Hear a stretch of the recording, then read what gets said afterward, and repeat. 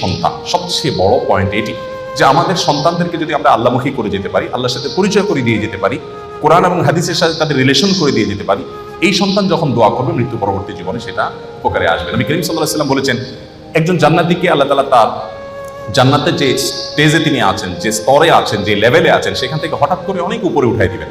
দেওয়ার পর জান্নাতি বলবে, আল্লাহ আমাকে এই স্তর থেকে এত আফার ক্লাসে নিয়ে যাওয়ার কারণটা কি? আমি তো এখন আর আমল করে নিজের মর্তবা মর্যাদা বৃদ্ধি করার কোনো সুযোগ নেই।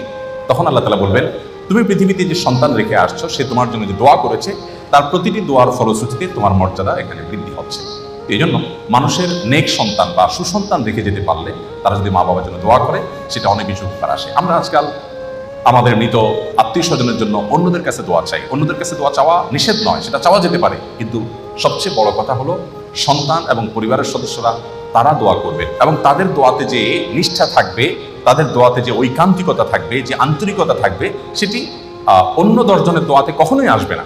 সেই জায়গা থেকে আমাদের চেষ্টা করা উচিত।